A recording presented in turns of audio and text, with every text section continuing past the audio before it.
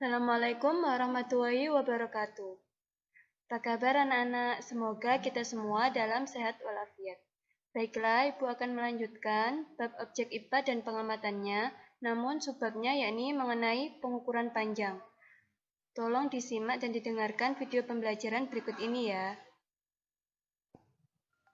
Masih dalam kompetensi dasar 3.1, melanjutkan yang kemarin dengan tujuan pembelajaran yang berbeda, yakni subbabnya yaitu mengenai pengukuran panjang, pengukuran massa, pengukuran waktu. Tolong disimak baik-baik ya.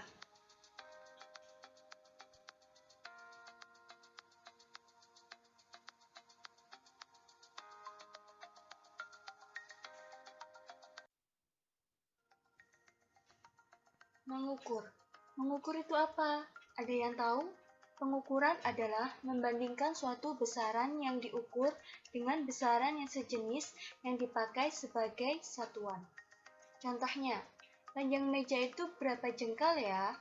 Nah, di sini ada seorang anak yang mengukur panjang meja dengan menggunakan jengkalnya. Sehingga terdapat jawabannya yakni panjang meja 7 jengkal. Yang kedua, apabila kita mengukur panjang meja dengan menggunakan penggaris, sehingga pasti satuannya berbeda, yaitu satuan dengan menggunakan penggaris, satuannya yakni cm. Jadi kita bisa membandingkan, yakni panjangnya 7 jengkal dengan panjangnya cm. Alat ukur besaran panjang. Alat ukur besaran panjang banyak sekali macamnya. Yang pertama yakni penggaris. Penggaris digunakan untuk mengukur panjang suatu benda seperti panjang buku, panjang meja, panjang papan tulis, dan lain-lain. Ketelitian penggaris yakni 0,1 cm. Yang kedua, jangka sorong. Jangka sorong adalah alat ukur yang digunakan untuk mengukur diameter dari benda-benda yang kecil, yakni seperti diameter dari kelereng.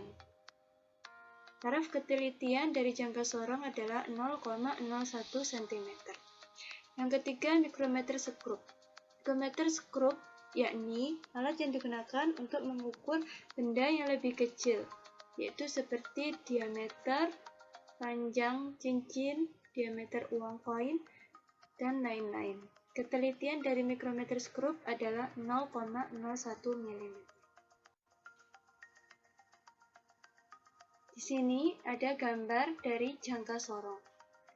Jadi, kelereng yang akan dihitung diameternya akan diletakkan di tengah-tengah pengapit jangka sorong. Di jangka sorong terdapat dua skala. Skala yang di atas 0, 1, 2, 3, 4 itu adalah skala utama. Dan skala yang di bawah yang paling kecil ada tulisan 0, 5, 10 adalah skala nonius. Baiklah, kita akan belajar membaca skala pada jangka sorong. Kita lihat contoh soal. Hasil pengukuran dari jangka sorong berikut adalah dalam satuan cm. Kita lihat di sini ada dua skala. Skala yang atas dinamakan skala utama. Skala yang bawah dinamakan skala nonius. Untuk membaca skala utama, kita lihat angka di atas angka 0 di skala nonius yang paling bawah. Di sini kan ada 0. Nolnya itu yang paling atas itu terletak di antara berapa di skala utama yang atas, membatasi angka berapa. Nah, kita lihat 0 yang atas ada angka 4 cm. 4 cm ini panjang, terus ada yang skala pendek itu berarti 4,1, 4,2, 4,3, baru di bawahnya ada angka 0 di skala Nonius, sehingga skala utamanya yakni 4,3 cm. Yang kedua, kita melihat skala Nonius yang paling bawah, ada angka 0, 5, 10. Dari skala Nonius yang paling bawah ini, 0, 1, 2, 3, 4, 5, sampai 10, manakah yang berimpit, yang berdekatan garisnya, yang lurus dengan skala utama? Jadi kita harus melihat dengan teliti ya, yang paling lurus. Sudah kita dapatkan, yang paling lurus adalah angka 5. Jadi skala Nonius 5 dikali taraf ketelitian jangka sorong 0,01 menjadi 0,05 cm. Total skala utama ditambah skala Nonius menjadi 4,35 cm. Sehingga jawabannya adalah C. Di sini ada alat ukur yang dinamakan micrometer screw. Jadi benda yang akan diukur dengan micrometer screw kita letakkan di antara dua penjepit micrometer screw. Ini bentuknya micrometer screw. Di dalam micrometer screw juga ada dua skala, yakni skala utama dan skala Nonius. Skala utama yang mendatar, sedangkan skala Nonius yang menurun.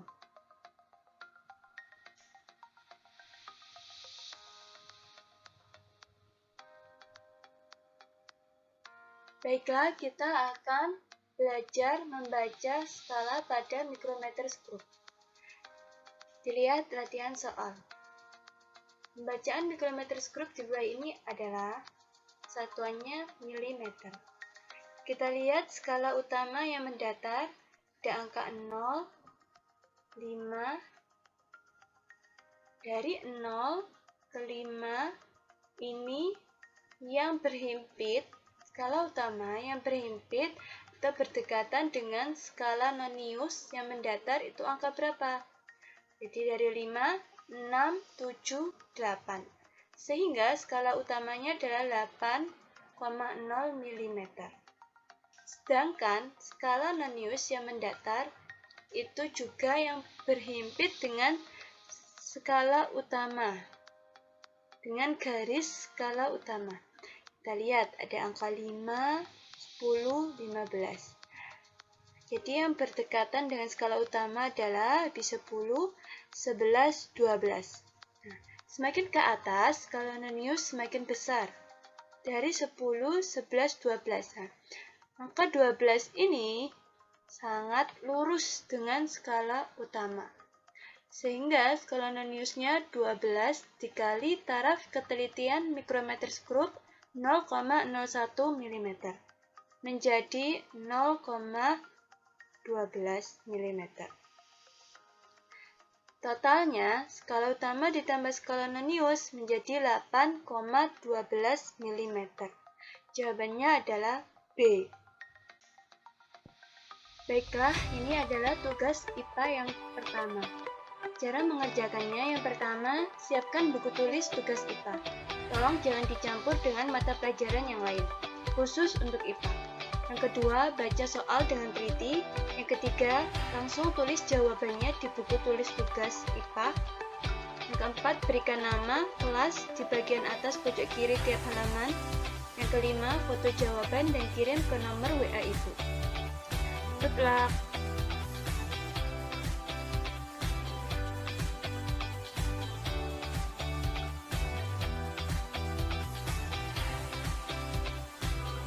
Baiklah, untuk soal yang pertama, kita perhatikan gambar. Ini mengenai pengukuran panjang. Jadi, ada sebuah gambar penggaris atau mistar mengukur penghapus yang berwarna biru. Coba kalian hitung panjang penghapus biru di atas.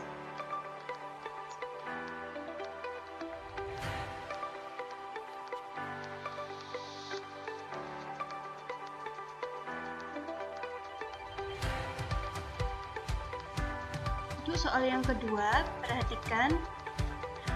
Arik diminta ibunya untuk membeli gula di warung. Penjaga warung menimbang gula menggunakan timbangan. Hasilnya yakni sebesar 1,5 kg.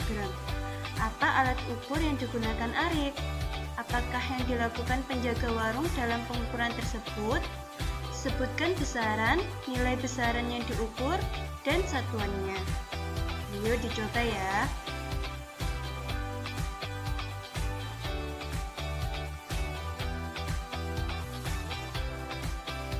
Untuk soal yang nomor 3, perhatikan baik-baik ya anak-anak. Rio mengukur panjang buku paketnya dengan menggunakan penggaris. Buku paket yang ia ukur panjangnya yakni 11 cm.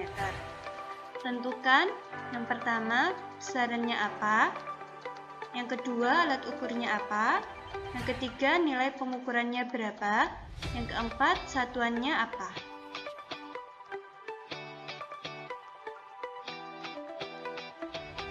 Untuk yang nomor 4, ini adalah gambar dari hasil pengukuran benda dengan menggunakan jangka sorong. Diperhatikan baik-baik ya. Sebelumnya, Ibu sudah menjelaskan bahwa di jangka sorong terdapat 2 skala. Kalian tentukan terlebih dahulu skala utama dan skala noniusnya. Setelah itu, baru kita jumlah dan didapatkan hasil pengukurannya.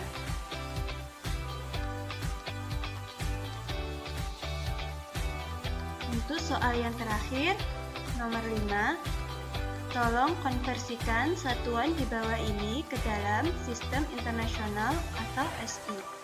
Yang pertama, 550 desimeter kita jadikan ke meter. Yang kedua, 120 menit kita jadikan ke sekon. Yang ketiga, 8.800 gram kita jadikan ke kilogram. Selamat mencoba anak-anak, kalian pasti bisa. Sekian penjelasan bab pertama yang dapat Ibu Vita sampaikan. Terima kasih telah menyimak dan mendengarkan. Semangat belajar anak-anakku. Semoga kita semua sehat walafiat. Aku akhiri. Assalamualaikum warahmatullahi wabarakatuh.